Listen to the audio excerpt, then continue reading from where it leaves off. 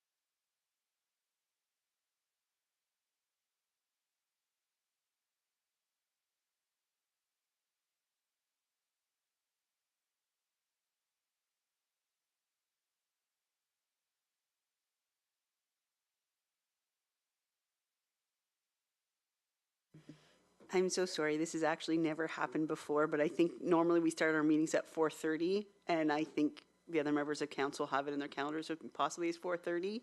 So we just need one more to get here, and then we can start the official meeting. Unfortunately, we can't do that until we have four, though.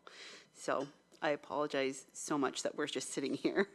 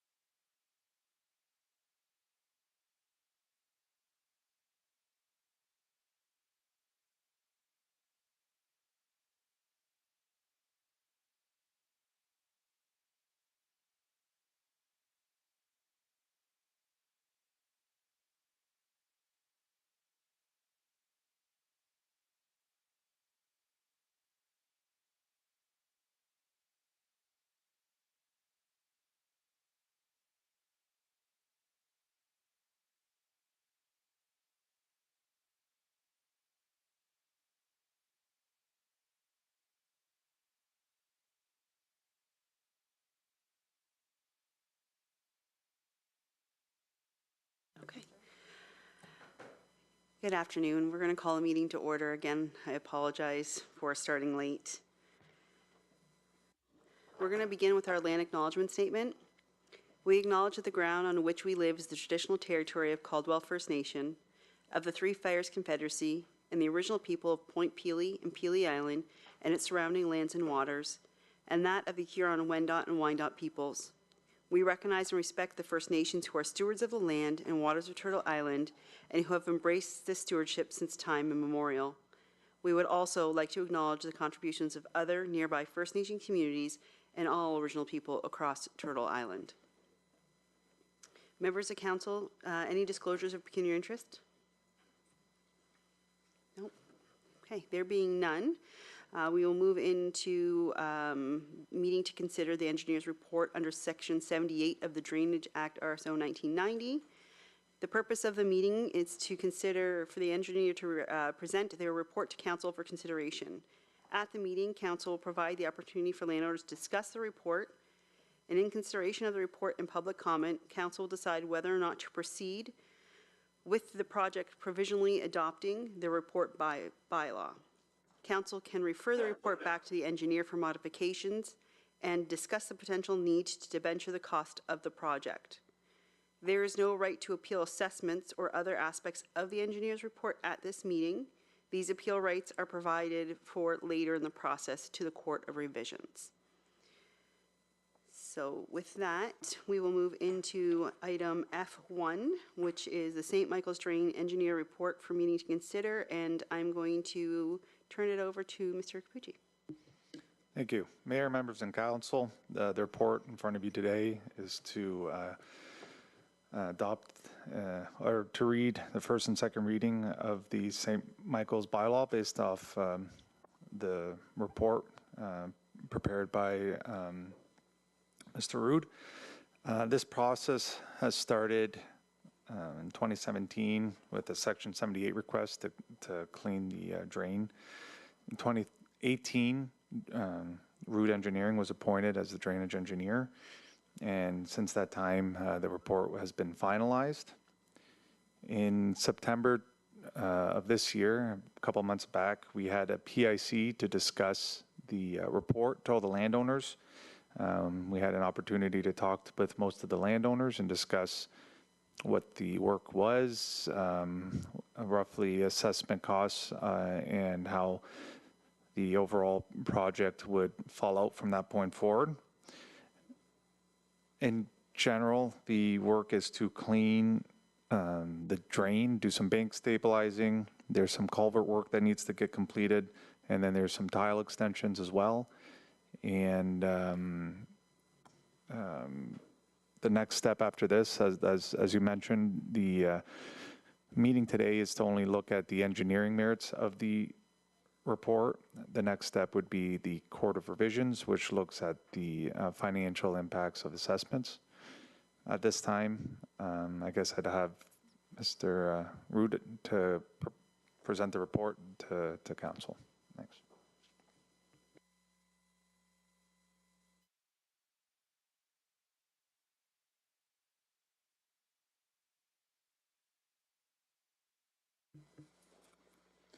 Through you, Madam Mayor. So basically, our report was done to provide for restoration of the St. Michael's Drain and Branch so that it functions the way it was originally intended to function for proper flows and capacity handling and protection of the properties and minimizing risks of any problems or liabilities to any parties that would otherwise be potentially responsible for that. Mr. Capucci basically outlined the works that are incorporated in the report, which is some pipe extensions and a new access bridge culvert pipe that'll be provided for a pathway that's planned for the near future. And each of the items of work is outlined starting on page 13 of the report with our estimate of what the construction costs would be to move ahead with that project. Then our report includes the bridge cost sharing table for whenever work has to be done to any of the bridges. Then the cost is shared between the owner as a benefit and then all the upstream lands and roads that flow through that bridge, culvert, or pipe as outlet liability, and that table commences on page 18 of the drainage report to set up proper sharing for costs of any works in the future to the bridge structures. The cost sharing reflects that it's based on standard assessment for a bridge with a 6.1 meter top width. Anybody that requests a longer, wider top width would then be responsible for the additional costs associated with that. And so their cost sharing figure reflects on that.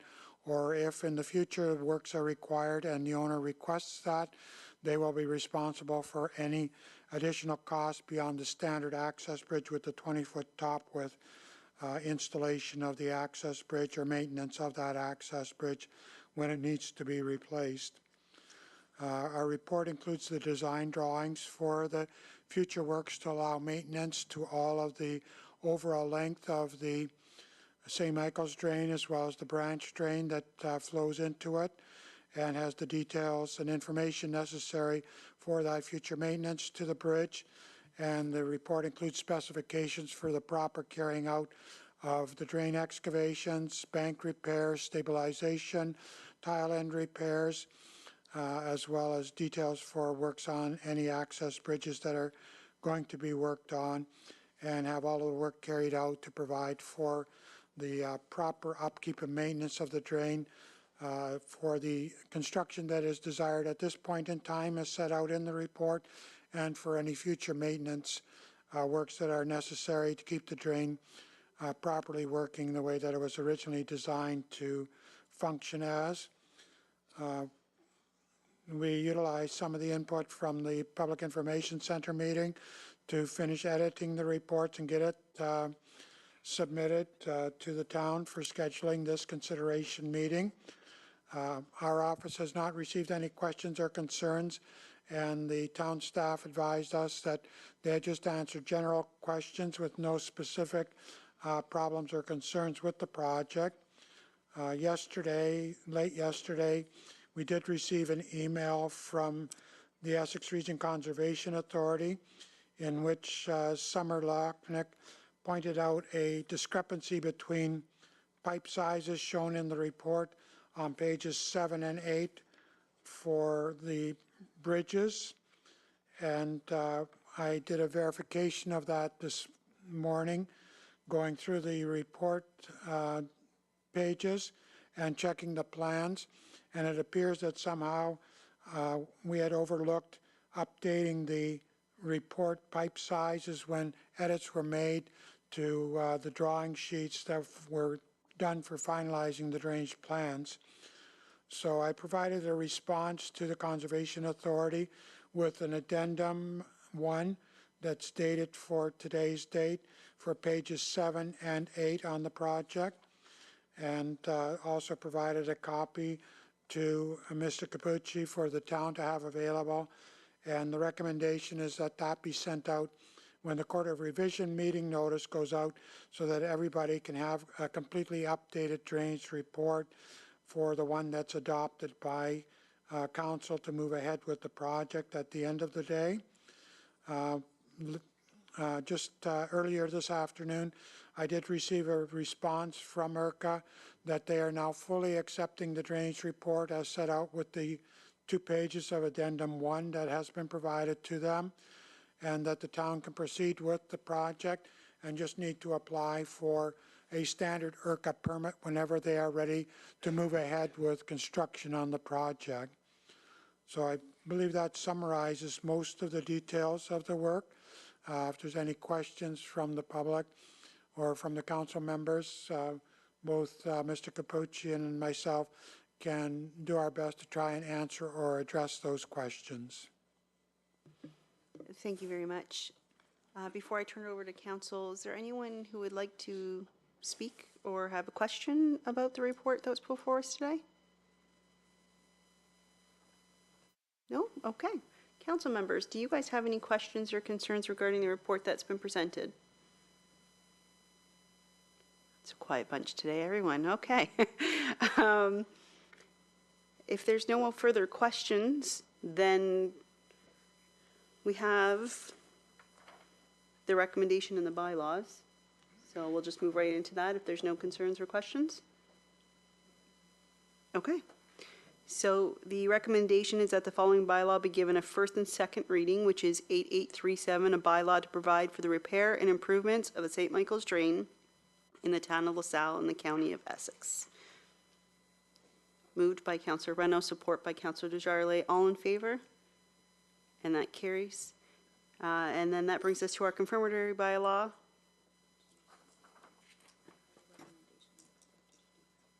No, do you want me to do that one separate? Oh, it's not that one? Yeah, I did that one.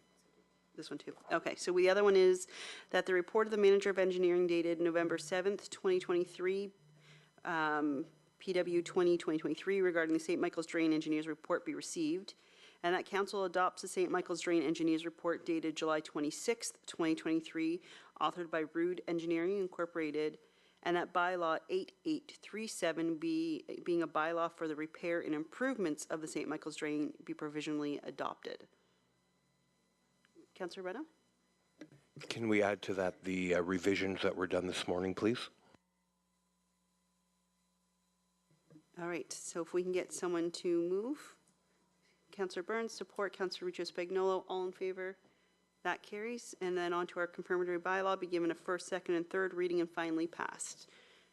Councillor Desjardins, Councillor Burns, all in favor? That carries.